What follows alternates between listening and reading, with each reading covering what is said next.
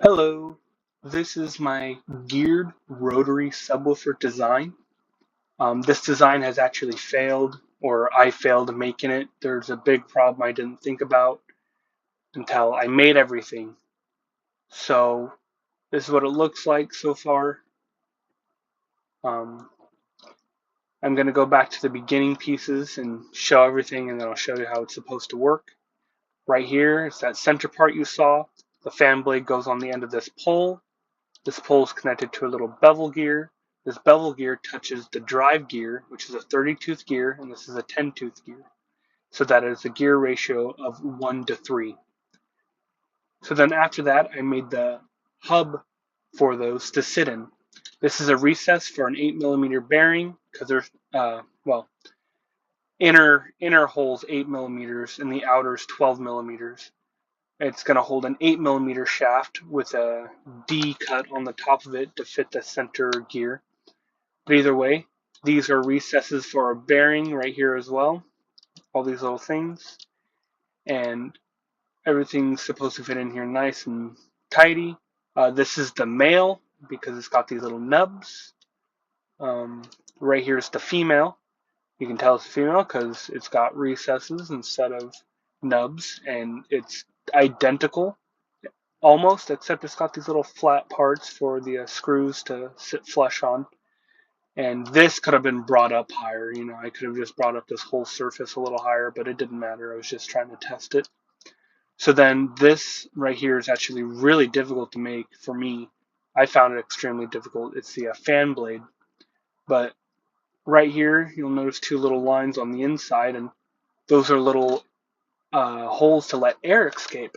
Because last time when I tried to fill these up with glue and put that shaft in there, the fit was so tight that the air couldn't get out, and the glue couldn't spread out evenly. It would end up hydro-locking or just not being easy to install. So now if we go right back to the assembly, this is how the whole thing's meant to look. Of course, the cap's meant to be on here, but the cap was being a pain. I could not figure out how to get it to adhere to the top. So right here's the shaft. This shaft ends up connecting to the main 30-tooth gear, and this 32 teeth gear ends up meshing with the 10-teeth bevel gear. Those gears are connected to the shaft. The shaft then connects to the fan blade. If I rotate this shaft right down here, it causes these blades to go, well, whatever way I want. If I keep going one way, they're just going to rotate. If I go the other way, they're going to rotate the other way. The goal was to have this be driven by a stepper motor, which I would program with an ESP32 to go back and forth, right? Because I want it to oscillate like a speaker does. Speakers go up and down, fan blade go up and down, right? But the thing is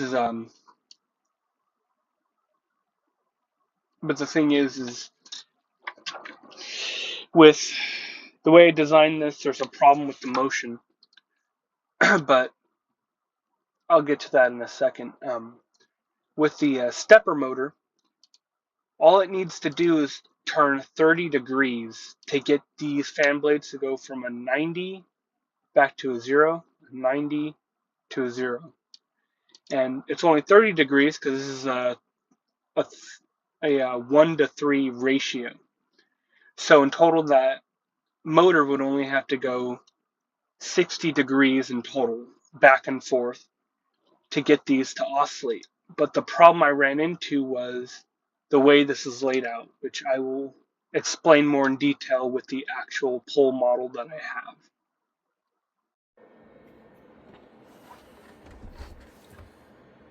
Whew. All right, this here is my new rotary sub design. It has failed. I failed it. I didn't take into account some situations that I would run into. So the goal is one of these fan blades be on here, and I want to get them to go from a 0 to a 90. 0 to a 90. And they would rotate via the shaft. This is an input shaft with a gear ratio of 3 to 1. I meant 1 to 3. This rotates 1 time, and it causes these to spin 3 times.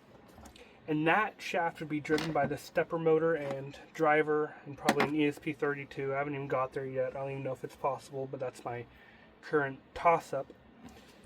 Also, the main problem is the rotation. Because if I hold this shaft still, right, because I want it to be still so this thing can rotate and actually act like a fan blade. And the problem is that when this rotates, that disc bevel gear that all these touch, these end up running around it. You see how I can rotate these, and it causes, whenever I rotate it, let me find the one I marked for you guys. Here we go. Hopefully you're able to see that.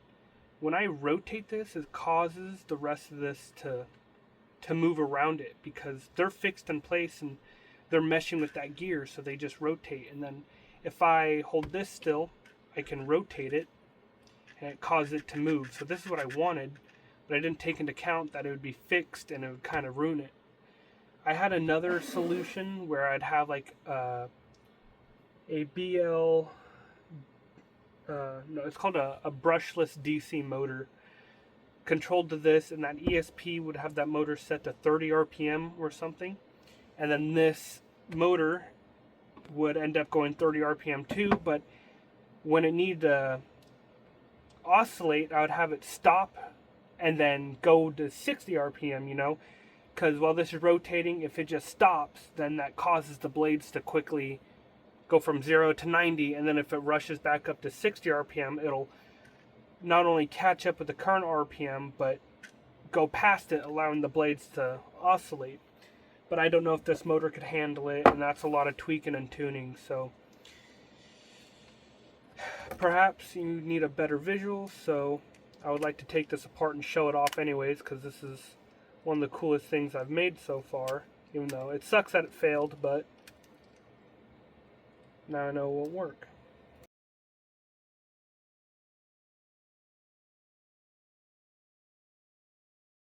Here it is. Take off the cap.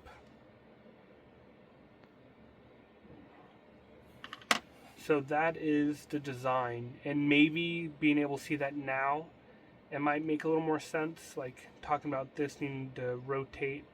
When I rotate the hub, it rotates the gears, and they're all held in with 2 bearings.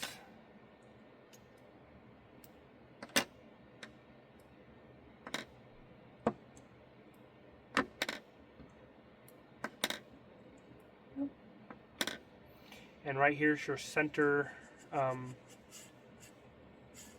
disc gear, I guess. And a little recessed hole for this bearing for it to slide on. There's actually a little bump on there, so it sits on the race, the inner race of the bearing, so it has less friction. It's not touching the bottom of this. And this is the bottom side. Now this bearing was a desperate attempt before I finally realized that nothing will work. It's a desperate attempt to somehow decouple motion from these other things, but the problem is these sticks, these arms, because it's rotating. This is fixed in place. Those gears are fixed in place. They have no other choice but to rotate around that center shaft, unless I rotate the center shaft at the same speed, which basically cancels it out and they end up staying still. So that's it. I'm thinking I'm going to take inspiration from a variable pitch hub or variable pitch propeller blades or something from ships or airplanes. So that's the current idea, and I'm just going to have to redesign it till I get it. So that's currently where I'm stuck. Got some new goodies. I've never done anything like this, but I'm excited to try it. So anyways,